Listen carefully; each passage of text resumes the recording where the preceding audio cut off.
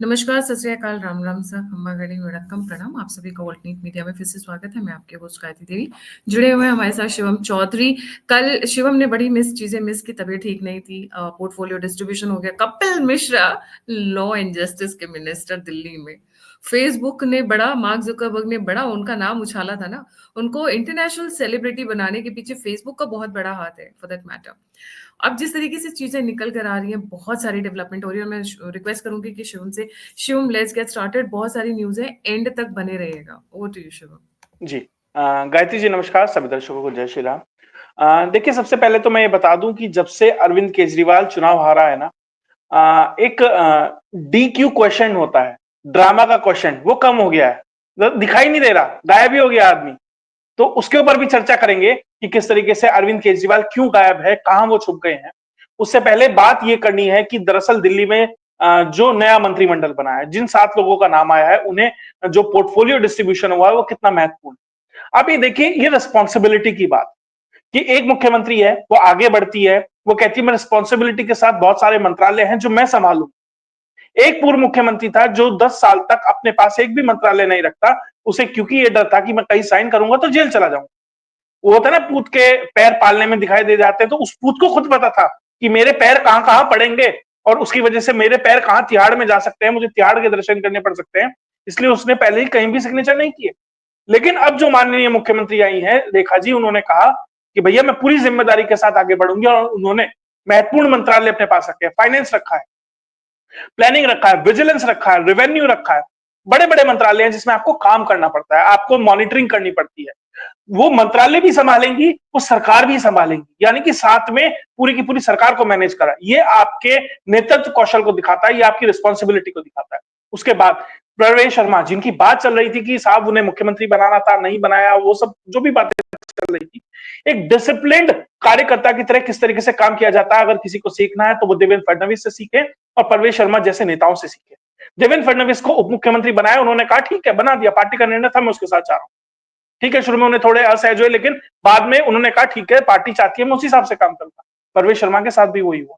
वो joint killer थे, अरविंद केजरीवाल को हराया, फिर कहा नहीं ठीक है, पार्टी ने मुझे ये जिम्मेदारी दी है, बेहतर तरीके से निभाऊंगा। ध्यान रखिएगा, देवेंद्र फडणवीस उप मुख्यमंत्री रहकर मुख्यमंत्री बने। अगर यहां से परवेश शर्मा कुछ ऐसा ही करिश्मा कर देते हैं तो इनके लिए भी आगे भविष्य बहुत सुनहरा हो सकता है। अभी उम्र भी इनके साथ।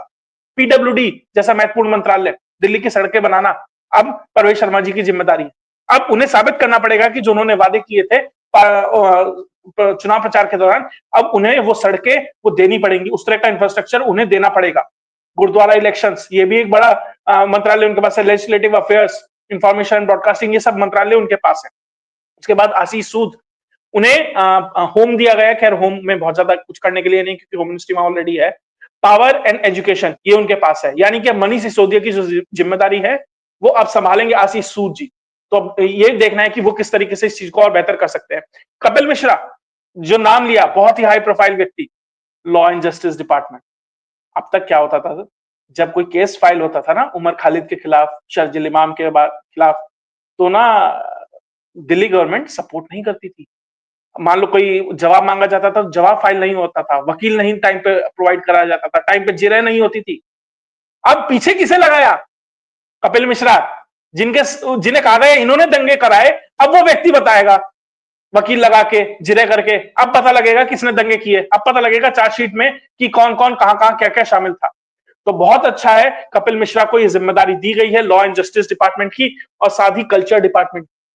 कल्चर डिपार्टमेंट, ये पूरा वक्फ वाला मुद्दा, उसमें जब जवाब मांगा जाएगा ना दिल्ली सरकार से, तो जो मंत्रालय जवाब देगा तो कपिल साहब का मंत्रालय जवाब देगा। तो बहुत अच्छा है, बहुत सोच समझकर नगीने छाट के लाए गए हैं कि भैया अच्छा, तुम्हारे ये ऊपर ये इल्जाम था, तुम्हें इस चीज के लिए लपेटा जा रहा था, ऐसा करो, तुम ही करो इस काम को। इस तरीके से किया गया। मुझे याद है विजेंद्र गुप्ता जी किस तरीके से मार्शल आते थे, 3 आदमी थे, उसके बाद 8 हो गए थे। मार्शल आते थे, मतलब 3 आदमी थे, 3 विधायक थे, उनके लिए 8-10 मार्शल आते थे, उन्हें उठा के ले जाते थे। अब विजेंद्र गुप्ता जी ऊपर बैठे होंगे, लेकिन मन में एक कसक जरूर होगी, यार उठा के तो मुझे भी फेंकवाना था केजरीवाल को, लेकिन वो तो चुन के ही नहीं आया। वो तो बेचारा, वो मुझे, मतलब वो जो एक आत्मसंतुष्टि उन्हें मिल सकती थी वो नहीं मिल पाई। अरविंद केजरीवाल ने वो भी छीन ली गुप्ता साहब से। कि भैया मैं भी चार्ज मार्शल को बुलाता, वो भी टांग के ले जाते। वो फिर फोटो वायरल होता है ना केजरीवाल का, और ढीली सी शर्ट में ऐसे लटका हुआ है हवा में। गुप्ता जी उसे विधानसभा में करते, लेकिन वो नहीं कर पाएंगे। तो जिस तरीके से मंत्रालयों का बंटवारा हुआ है, रविंद्र सिंह को माइनर ये SC/ST डिपार्टमेंट और ये सब दिया गया है, तो बहुत ही अच्छी तरीके से एक बैलेंस्ड अप्रोच के साथ जो मंत्रालय है वो बांटे गए हैं। बहुत ही बेहतर तरीके से विधानसभा अध्यक्ष का चयन किया गया है। सिर्फ एक वो बिष्ट साहब थे जो 7-8 बार के विधायक है, उनका नाम जरूरी आ रहा है कि उन्हें कुछ नहीं दिया गया। लेकिन वहां पर भी देखिए डिसिप्लिन कार्यकर्ता कैसा होता है, उफ तक नहीं की, कहीं कोई बयान तक नहीं दिया। कोई और पार्टी होती भगदड़ मच जाती कि भाई 7 बार 8 बार का विधायक हूं, मुझे जिम्मेदारी नहीं दी गई है। जिस तरीके से बीजेपी के अंदर कम से कम अनुशासन के तौर पर आप देखेंगे काम करती है, वो बहुत बेहतर है। बस अब किस तरीके से डिलीवर करना है ये देखना बहुत महत्वपूर्ण है। पहली कैबिनेट बैठक ऑलरेडी हो चुकी है, उसमें से भी बहुत सारे महत्वपूर्ण निर्णय हैं जो आपको आते हुए दिखाई दी। जी गायत्री जी। देखिए ये तो हो गए पोर्टफोलियो डिस्ट्रीब्यूशन। अब मेन मुद्दे पर आते हैं। 14 कैग रिपोर्ट टेबल होनी है पार्लियामेंट के अंदर। जी जी हाँ, पहले जो महत्वपूर्ण मुद्दा है वो ये आ जाता है कि पहली कैबिनेट मीटिंग ऑलरेडी हो चुकी, उसमें से क्या निकला? उसमें से वो निकला जिसकी वजह से अरविंद केजरीवाल सुना है रात को सो नहीं पा रहा। सुना है अरविंद केजरीवाल कह रहा है कि भैया नींद की गोलियां लाओ, ऐसे नींद नहीं आ रही। दरअसल जो पहली कैबिनेट बैठक हुई है उसके अंदर जो महत्वपूर्ण निर्णय है वो ये है कि पहला, कि जो 14 कैग रिपोर्ट जो ये सरकार दबाकर बैठी है उन्हें पास कर दिया गया है। अब वो विधानसभा के पटल पर जैसे ही पहला असेंबली सेशन होगा वहां पर लाकर रख दिया जाएगा। ये पोल प्रॉमिस था, प्रधानमंत्री नरेंद्र मोदी का ये पोल प्रॉमिस था। उन्होंने कहा था कि अगर आपको मेरे पे थोड़ा भी विश्वास है तो ध्यान रखिएगा, आते ही हम ये काम करेंगे। और ये पहली कैबिनेट मीटिंग में ऑलरेडी अप्रूव हो चुका है। अब होगा क्या? ये 14 रिपोर्ट जाएंगी कैग की, विधानसभा के पटल पे रखी जाएंगी, फिर पब्लिक अकाउंट्स कमेटी के सामने जाएंगी। पब्लिक अकाउंट्स कमेटी का जो अध्यक्ष होता है वो विपक्ष का नेता होता है, ठीक है, अरविंद केजरीवाल अपनी पार्टी से किसी को नियुक्त कर सकते हैं, जिसे भी करेंगे। लेकिन वो फैक्ट्स को कैसे नकारेंगे?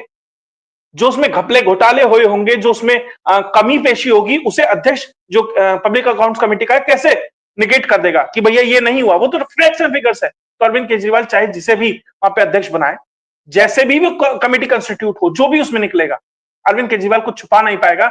और ये वो 14 कैग रिपोर्ट है जो अरविंद केजरीवाल की राजनीति का last nail in the coffin होगी। मैं एक बात कहना चाहता हूं, भारतीय जनता पार्टी ने जो गलती बिहार के अंदर की 2010 के अंदर, जिस तरीके से उन्होंने नीतीश को जाने दिया, जिसकी वजह से वापस से लालू का उभार हुआ, ये गलती बिहार वाली गलती दिल्ली के अंदर ना करे।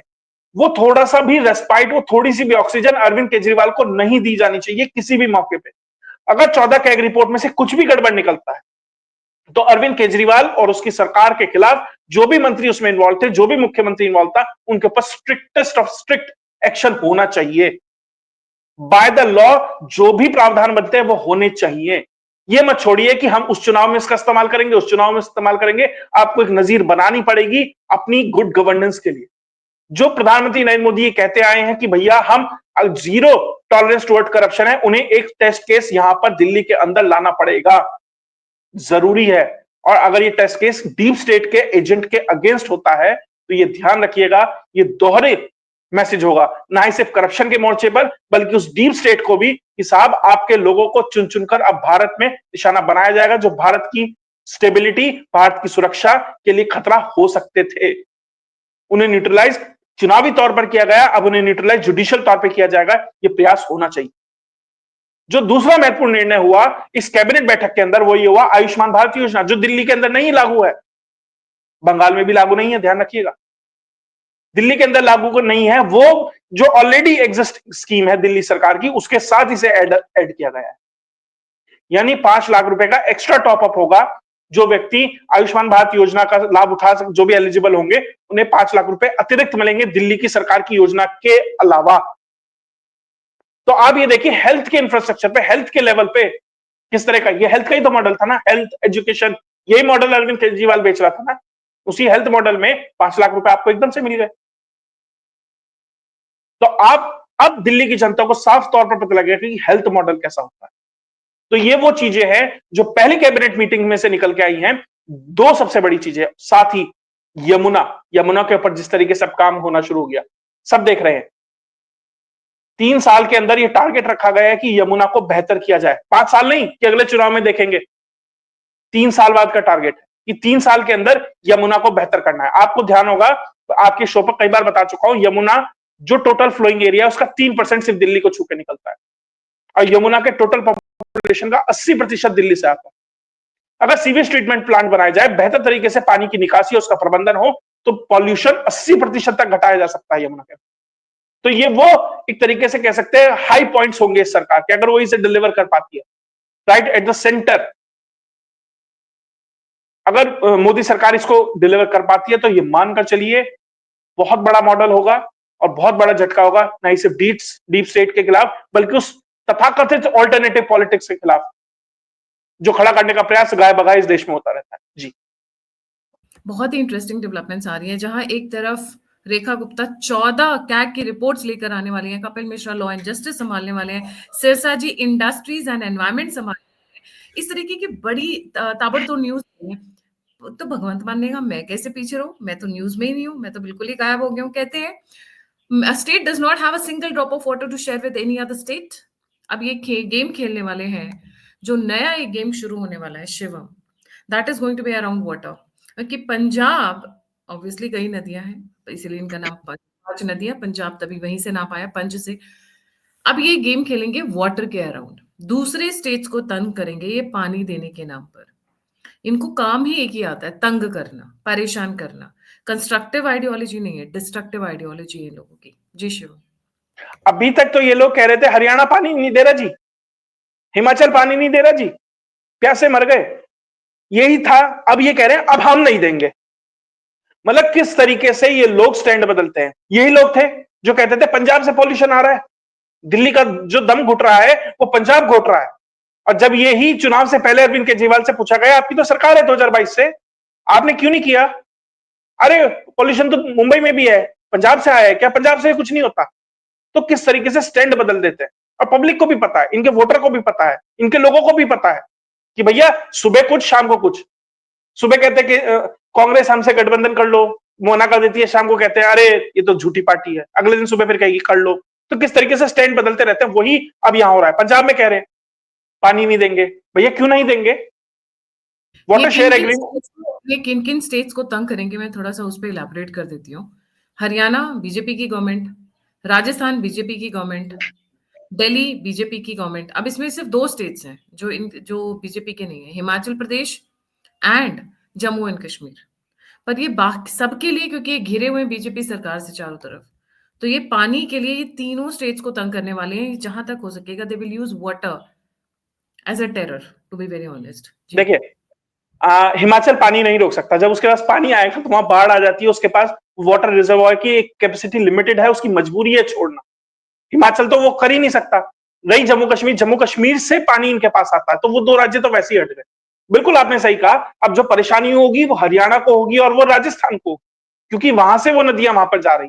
तो अभी सतलुज वाला तो मुद्दा चल ही रहा है ऑलरेडी हरियाणा पंजाब के बीच में, उसे इंटेंसिफाई किया जाएगा, उसके बलबूते सेंटिमेंट को और ज्यादा बढ़ाया जाएगा, आग लगाई जाएगी। ये प्रयास होगा कि किस तरीके से पंजाब वर्सेस हरियाणा किया जाए, ये पूरा का पूरा मॉडल तैयार किया जा रहा है।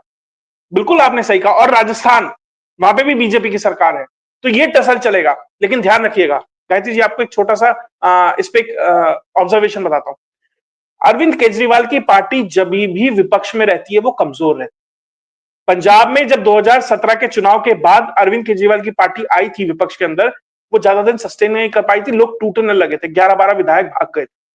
दिल्ली में भी यही है, दिल्ली में भी 22 बचे हैं, इनमें भी बहुत सारे लोग भागेंगे। अभी तो झगड़ा इस बात पे होगा कि कौन लीडर ऑफ अपोजिशन बनेगा। तो वो भगदड़ संभालना अरविंद केजरीवाल के लिए मजबूरी होगी, और उससे अटेंशन डाइवर्ट करने के लिए ये पंजाब वाला फियास्को ये क्रिएट किया जाएगा कि सारा ध्यान अपनी पार्टी की टूट, अपने पार्टी के झगड़े टंटे, इनसे दूर करने के लिए पंजाब में कुछ ऐसा किया जाए ताकि वहां पर ऐसा लगे कि देखिए बीजेपी से कोई पार्टी लड़ सकती है तो आम आदमी पार्टी लड़ सकती है। और वो प्रयास किया जाएगा, वो एक आग लगाने का प्रयास आपको पंजाब में दिखेगा अलग अलग मुद्दों के माध्यम से। लेकिन डिपेंड ये होगा कि वो आग कितनी बड़ी होगी, कि भगवंत मान कितना पेट्रोल डालने के लिए अरविंद केजरीवाल के साथ राजी हैं।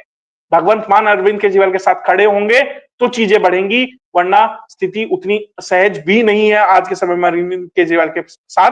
अगर वो दिल्ली में जीत गए होते तो ये चीजें की जा सकती थी, लेकिन अब अरविंद केजरीवाल के पास ना ऑप्शंस बहुत लिमिटेड है, वो शायद नहीं कर पाएंगे। भगवंत मान का जो सिनर्जी है एक तरीके से सेंटर के साथ, होम मिनिस्ट्री के साथ, वो ज्यादा बेहतर है with respect to Arvind Kejriwal ji. बिल्कुल सही। तो अब इनको एक नया मौका मिल गया। अरविंद केजरीवाल गायब हो गए हैं शिवम, बिल्कुल ही मार्केट से गायब हो गए। कुछ सन्नाटा है, ना प्रेस कॉन्फ्रेंस कर रहे हैं, ना बातचीत कर रहे हैं। मैंने सुना ये रिक्वेस्ट कर रहे हैं 2-4 टीवी चैनल से कि इनका इंटरव्यू कर लिया जाए, पर वो बोल रहे हैं ना अब नहीं करेंगे। पैसे दे दो तो कर लेंगे, पैसे नहीं दोगे तो नहीं करेंगे। I think that is what was the deal. मैं सार्कास्टिक टोन में बोल रही हूँ, इन्वर्टेड कॉमर्स के अंदर। पहले सभी के सभी टीवी चैनल्स आम आदमी पार्टी को बहुत अच्छे से कवर करते थे, अब छोड़ दिया है। लगता है पीछे अरेंजमेंट्स ठीक नहीं बैठी हैं, ऑब्वियसली। क्यों चुप हो गए अरविंद केजरीवाल इतना ज़्यादा? जी या फिर उनको खौफ आ रहा है कि उनकी सारी फाइलें खुलने वाली हैं? शीश महल तो देंगे नहीं, शीश महल में रेखा गुप्ता रहेंगी नहीं, 14 कैग की फाइल्स की बात हो चुकी है। ऐसा लग रहा है कि अभी कुछ ऐसा है जिसको वो एक्सपेक्ट नहीं कर रहे हैं। क्योंकि जो ऑफिशियल डोमेन है कहीं उससे बड़ा कुछ आ रहा है, शिवम, जिसकी वजह से ये सन्नाटा है। केजरीवाल को खौफ है, डर है। केजरीवाल चुप बैठ जाए, सवाल ही नहीं उठता है। देखिए, आपने बिल्कुल सही कहा कि अरविंद केजरीवाल शांत है। जिस दिन से रिजल्ट आया, एक छोटी-सी वीडियो आई थी, उसके बाद अरविंद केजरीवाल आपको कहीं दिखाई नहीं दिए। कोई प्रेस कॉन्फ्रेंस करनी है तो आतिशी आती है, कोई और आता है, कोई और नहीं आ रहा। अरविंद केजरीवाल बिल्कुल शांत है। बिल्कुल, 14 कैग रिपोर्ट आएँगी, बहुत सारे ऐसे निर्णय हैं जो ये सरकार लेगी। साथ ही अरे बहुत सी फाइलें तो ऐसी भी होंगी जो माननीय मुख्यमंत्री ने कहीं न कहीं आने वाली मुख्यमंत्री की मेज के नीचे वो लिस्ट बना के रख दी होगी, भैया इस कमरे नंबर की, इस शेल्फ नंबर की, इस फाइल का फला पेज नंबर एक बार चेक कर लीजिएगा, शायद आपको कुछ मिल जाए। शायद ऐसा पर्चा पुराने वाली छोड़ के गई होंगी, शायद इसका भी डर अरविंद केजरीवाल को होगा। और अरविंद केजरीवाल की जो पूरी की पूरी पॉलिटिक्स थी, वो सिर्फ टीवी की पॉलिटिक्स थी, और वो पॉलिटिक्स थी लिफाफे की पॉलिटिक्स। जहां-जहां लिफाफा पहुंचा, वहां-वहां गुणगान हुआ। वो 550 करोड़ का बजट खत्म हो चुका है, एग्जॉस्ट हो चुका है, वो दूसरी पार्टी के पास है। तो अरविंद केजरीवाल किस तरीके से अपना महिमा मंडन करेंगे? क्यों दिखाएगा कोई? प्रीपेड रिचार्ज होता है ना, जैसे इलेक्ट्रिक मीटर में आपके फोन के अंदर, वही प्रीपेड रिचार्ज था अरविंद केजरीवाल का। 550 करोड़ का, वो 8 तारीख को एक्सपायर हो गया। अब अरविंद केजरीवाल को दिखाने के लिए कोई भी रेडी नहीं है।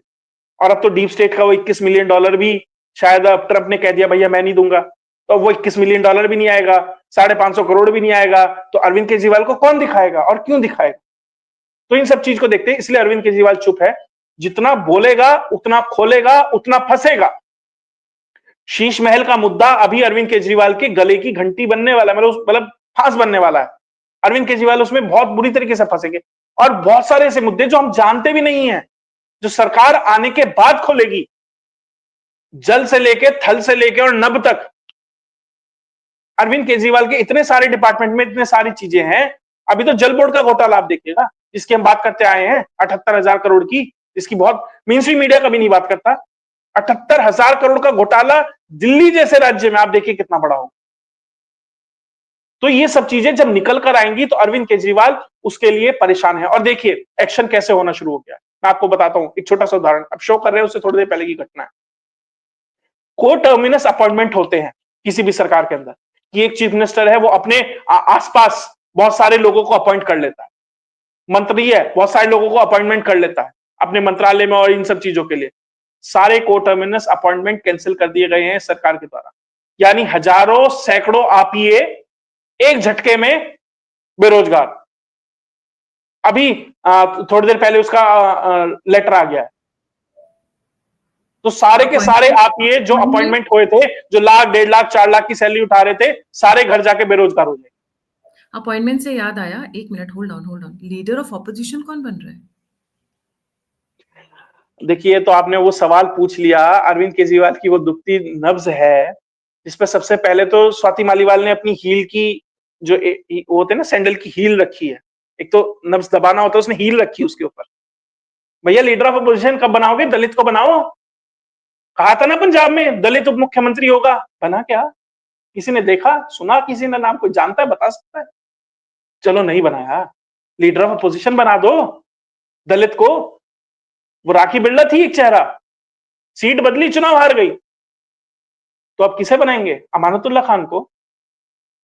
देखिए लीडर ऑफ अपोजिशन में सबसे अगर देखे एक तरीके से नैसर्गिक रूप से तो आतिशी का नाम बनता है, लेकिन क्या आतिशी को बनाएंगे?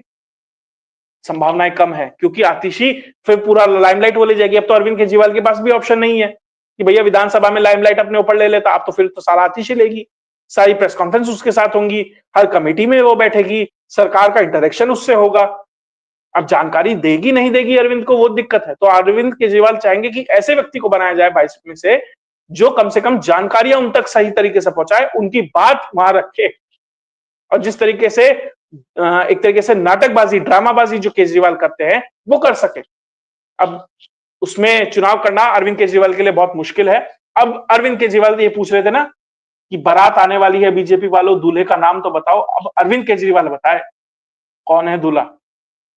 अरविंद केजरीवाल की साथ दिक्कत ये, वो तो अपने सिर पे बेचारा सहरा भी नहीं रख सकता, वो तो अपनी ही शादी में अनइनवाइटेड है। अब बताए दूल्हा कौन है, कौन चढ़ेगा घोड़ी के ऊपर विधानसभा के अंदर। बहुत महत्वपूर्ण सवाल है, जिसका सवाल का जवाब शायद अरविंद केजरीवाल को देना बहुत मुश्किल हो जाएगा। बहुत विचार चल रहा होगा इसके ऊपर। दिक्कत परेशानी अरविंद केजरीवाल के साथ बहुत सारी जुड़ने वाली है। मैं फिर से ये कह रहा हूं कि अगर बीजेपी वो रेस्पाइट नहीं देती, वो ब्रीदिंग स्पेस नहीं देती अरविंद केजरीवाल को, तो ये बहुत आसानी से अपनी राजनीतिक जो एक तरीके से कह सकता है अंत की तरफ अरविंद केजरीवाल जा सकता है। बस बीजेपी ब्लंडर ना करे, जिस फॉर्म में चल रही है, जिस रूथलेसनेस के साथ चल रही है, ऐसे ही चलती रहे तो ऐसे लोगों की राजनीति बहुत ही आसानी से, सहज तरीके से ठिकाने लगा दी जाएगी। जी, चलिए देखते हैं लीडर ऑफ ऑपोजिशन कौन बनेगा। वैसे तो बहुत ही इंटरेस्टिंग डेवलपमेंट्स रहेंगी। क्लेम तो आतिशी मारलेना का बनता है। And remember, Atishi Marlena Swati Maliwal friends, Swati Maliwal and Rekha Gupta is friends. Rekha Gupta उनकी स्वेरिंग इन सेरेमनी में भी गई थी, हैंडशेक भी किया था। जब से उन दोनों ने हैंडशेक किया तब से तो ऐसा लग रहा है कि 440 वाट का झटका दिया और है केजरीवाल को। जी, और जो लोग कह रहे हैं ना कि रेखा गुप्ता जी हल्की हैं, वीडियो जाके देख लो जेएनयू वालों को कैसे पेला है उन्होंने, किस किस तरह के तरीके से, मतलब मुखर रूप से वो महिला बोलती है। देखिए हो सक उन्होंने सभी जेएनयू वालों के लिए नहीं बोला था, जो जिसके ऊपर थोड़ी सी डिबेट चल रही है, जिसके ऊपर थोड़ा हंगामा चल रहा है, वो उन लोगों के लिए है जो बिल्कुल निश्चित तौर पर कुछ लोग ऐसे हैं जो सरकारी खर्चे का फायदा उठाकर वहां पड़े हुए हैं अपनी राजनीति चमकाने के लिए। ये सवाल उनके लिए था, पूरे जेएनयू के लिए नहीं था। तो किस तरीके से क्लियरिटी ऑफ थॉट के साथ वो महिला आगे बढ़ रही है, और वो महिला ऐसे नहीं है पैराशूट होकर आई कि आतिशी की तरह की बहुत पढ़ी लिखी थी तो अरविंद ने कहा चलो चलो 7 लोग और बन गई मुख्यमंत्री। पूरा पिछले 25-30 साल का एक राजनीतिक career, right from student union से लेके मुख्यमंत्री पद तक आना। अब लोग कहेंगे कि भैया इसलिए बनी उसलिए बनी। देखिए 48 विधायक आए हैं, उसमें से कम 20 ऐसे होंगे जो मुख्यमंत्री पद बनने लायक, बन एक ही सकता था, लेकिन जो अब बना है अब उसे डिलीवर करना है।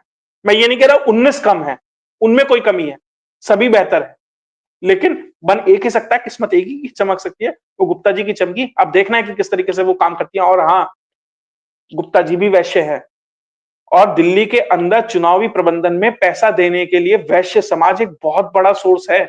बनिए और बामनों की पार्टी कही जाती थी बीजेपी को, वो वैश्य समाज अब तक अरविंद केजरीवाल को धन बल से बहुत ज्यादा पैसा दे रहा था, क्योंकि उन्हें लगता था ये मुख्यमंत्री है। तो उन्हीं के समक्ष एक और वैश्य समाज से गुप्ता जी आ गई हैं, तो हो सकता है कि वो जो फंडिंग थी उधर से उधर आए, तो अरविंद केजरीवाल की स्थिति और खराब हुई। जी गायत्री। बिल्कुल। देखते हैं आगे आने वाले समय में क्या होगा, पर इस वक़्त भगवंत मान ने एक नया तुरुम का छोड़ दिया है, पानी को लेकर परेशानी शुरू करने वाले हैं। हिमाचल प्रदेश तो छोड़ दीजिए, उनका अपना ही स्टेट है एक तरीके से। हरियाणा, राजस्थान, दिल्ली, ये तीनों में ये कलेश फैलाने वाले हैं बहुत जल्दी। Wait and watch, Bhagwant Mann is going to try, but कितना वो अमित शाह कितनी बाह मरोड़ेंगे वो देखने वाली बात है। रिमेंबर 2000 आई थिंक, हाँ, 2016 में इन्होंने एक सुप्रीम कोर्ट ने इन्होंने एक लॉ पास किया था, पंजाब गवर्नमेंट ने, जिसमें वो वाटर शेयरिंग को बैन कर रहे थे लिटरली। 2016 में उसको सुप्रीम कोर्ट ने रद्द कर दिया था, तो उनकी चलने वाली नहीं है। Shivam, thank you so much for joining. जाने से पहले व्यूअर्स से रिक्वेस्ट है, लाइक सब्सक्राइब और शेयर करना नहीं भूलिएगा। और अगर आप हमारी मुहिम में, हमारे कॉन्फ्रेंस में हमें मदद करना चाहते हैं, हमारी सहयोग करना चाहते हैं, हेल्प करना चाहते हैं, तो यूपीएस स्ट्रीम के ऊपर है। इसी के साथ आप आगे आएँ, डेफिनेटली हमें हेल्प करें, मदद करें। इसी के साथ जय हिंद, जय श्री राम, हर हर महादेव।